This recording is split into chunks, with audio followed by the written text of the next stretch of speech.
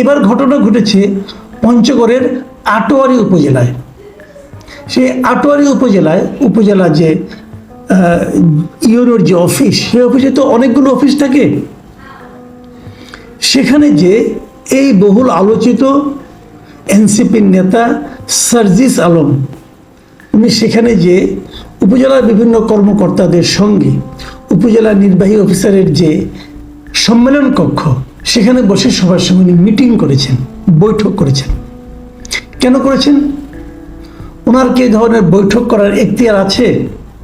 অথবা উনি যদি একটা বৈঠক ডাকেন, সেই বৈঠকে সরকারি কর্মকর্তারা যার যার কাজ ফেলে সেই বৈঠকে যোগদান করার কি কোনো নিয়ম আছে?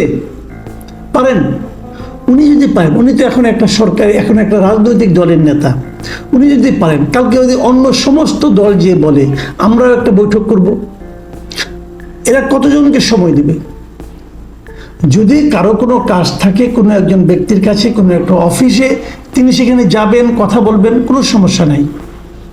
কিন্তু সকলকে ডেকে একটা অথরিটির মতো সকলকে জ্ঞান দেওয়া, সকলকে নির্দেশনা দেওয়া, এটা কি ওনার এখতিয়ারের মধ্যে পড়ে?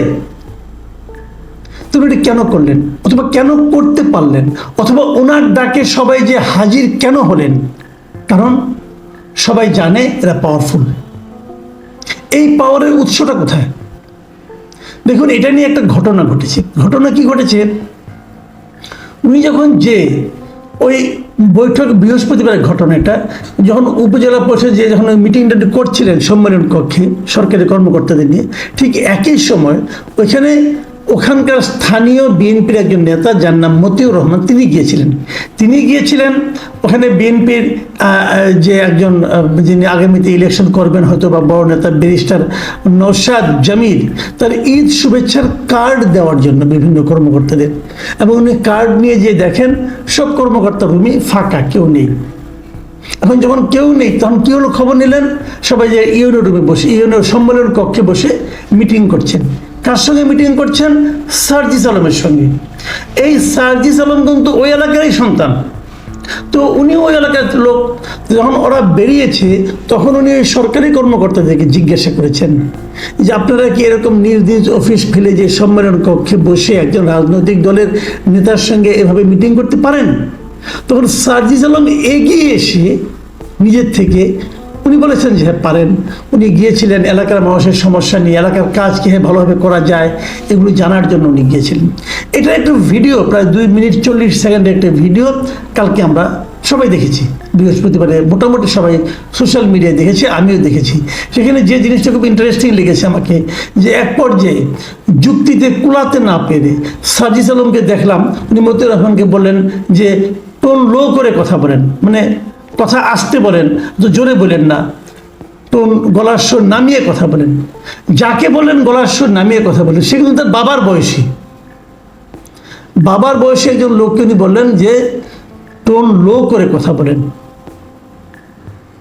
ওই লোকটা বলছিল, দেখো তোমরা ছেলেরা, তোমরা যখন কি একটা মেলা করলে এর আগে, কয়েকদিন আগে, সেই মেলাতে আমরা তোমাদের সহযোগিতা করেছি, কিন্তু তখনও তোমরা কোনো রাজনৈতিক দল করোনি, তোমরা ছিলে ছাত্র। সেই হিসেবে তোমাদেরকে সহযোগিতা করা আমাদের কর্তব্য মনে করেছি, আমরা করেছি। কিন্তু এখন তো তোমরা একটা পলিটিক্যাল পার্টি করেছো, এখন কেন তোমরা এটা করতে পারো? এবং আমি মনে করি বিএনপির যিনি নেতা ছিলেন, তিনি অত বড় নেতাও কিন্তু না, এলাকার একজন লোক। তিনি যে কথাগুলি বলেছেন, ওটা কিন্তু টু দ্য পয়েন্টে কথা বলেছেন। এবং সার্জিস যেটা করেছেন, সার্জিসের কথার মধ্যে গোয়ার্তবি ছিল, অধ্যত্ত ছিল, ক্ষমতা ব্যবহার ছিল। সার্জিস যেটা পারে না।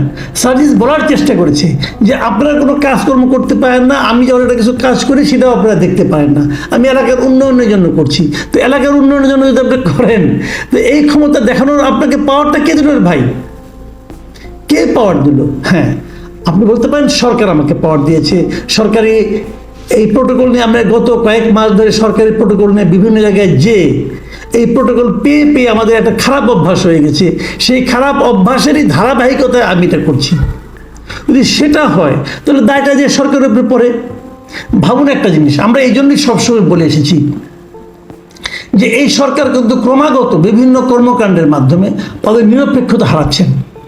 এই সরকার আগামীতে একটা নির্বাচন করবেন, সরকার কি তখন নিরপেক্ষ থাকতে পারবেন? ভাবুন, এই সরকারের দুজন এখনো ছাত্র প্রতিনিধি আছে, তার মধ্যে একজন আছে স্থানীয় সরকার মন্ত্রণালয়ের দায়িত্বপ্রাপ্ত আসিফ আহমদ সজীব ভূঁইয়া। তারা কিন্তু এই সার্জিস আলমদেরই সহকর্মী ছিলেন, সহযোগী ছিলেন, তারা একসঙ্গে আন্দোলন করেছেন, একসঙ্গে কাজকর্ম করেছেন। তার মানে সার্জিস আলমরা যাতে বিভিন্ন এলাকায় গিয়ে এলাকার প্রশাসনের কাছ থেকে তাদের কর্মকাণ্ড করার জন্য নানা ধরনের সুযোগ সুবিধা পায়, সেই ব্যবস্থা যাতে অবারিত থাকে, সেই ব্যবস্থা যাতে বাধাহীন থাকে, সেই জন্যই কিন্তু আসিফ মাহমুদকে এই মন্ত্রণালয়ের দায়িত্বটা দিয়ে রাখা হয়েছে।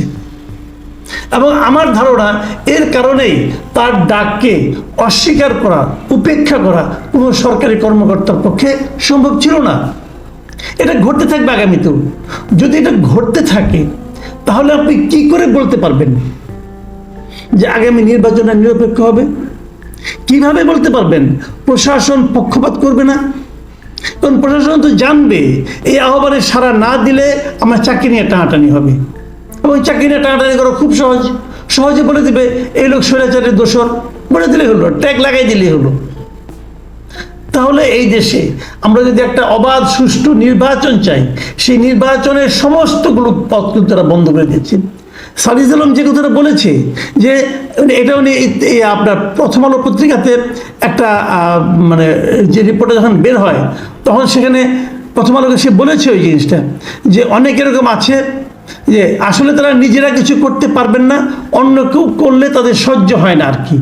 ওই লোকটা ওই একই ধরনের, এগুলো থাকবেই, এগুলোকে পাত্তা দিলে কাজে মনোযোগ দেওয়া যাবে না। ওনার কাজটা কি?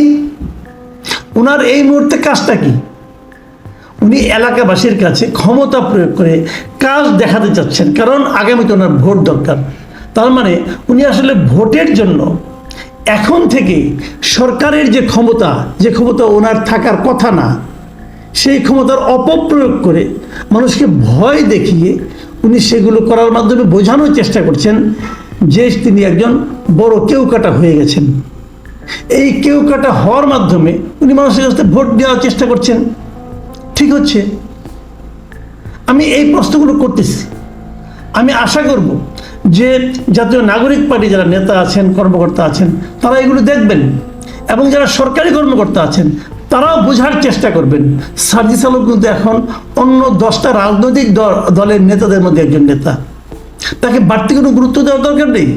সবাইকে, আপনি কাউকে গুরুত্ব না দিতে বলছি না, সবাইকে গুরুত্ব দেন। যে যে কাজটা নিয়ে যাবে সেই কাজটা সে যতটুকু পায় আইন অনুযায়ী ততটুকু তাকে হেল্প করবেন, এর চেয়ে বেশি কিছু নয়। যদি এটা আপনারা করেন তাহলে আপনারা যে সরকারি কর্মকর্তা হিসেবে যে দায়িত্বপ্রাপ্ত, সেই দায়িত্বের মানে আপনারা অপব্যবহার করছেন, এটা আপনাদের মাথায় রাখতে হবে। এবং আগামীতে কিন্তু এগুলো সব হিসাব হবে, যারাই ক্ষমতায় আসুন এগুলি কিন্তু হিসাব হবে। আমি মনে করি সকলের শুভবুদ্ধির উদয় হবে। এবং এই সঙ্গে আমি দর্শক জনের কথা বলি, আমি নিয়মিতভাবে, আমি জানি যে কেবল ঢাকা শহরই দেশ না, এই দেশে প্রত্যন্ত অঞ্চলে অনেক কিছু ঘটে। যারা সেরকম আছেন আপনাদেরকে আপনাদের আহ্বান, নিয়মিতভাবে আপনারা আমাদের কমেন্ট বক্সে আপনাদের এলাকার পয়েন্ট যারা বলতে চান তারা বলতে চান, তারপরে তাদেরকে আমি ব্যক্তিগতভাবে আমার ফোন নাম্বার দেব, আপনারা যোগাযোগ করবেন। আমি বিভিন্ন এলাকার ঘটনাগুলো এখানে তুলে আনতে চাই। কোথায় কি হচ্ছে, কোথায় চাঁদাবাজি হচ্ছে, কে চাঁদাবাজি করছে, কোন দল করছে, কারা করছে, আমাকে লিখুন। এখানে কমেন্টে লিখবেন যে আপনি কিছু বলতে চান, আমি আপনাকে ব্যক্তিগত অথবা আপনার ফোন নাম্বার দিয়ে দেবেন, আমি আপনার সঙ্গে নক করব। প্রিয় দর্শক।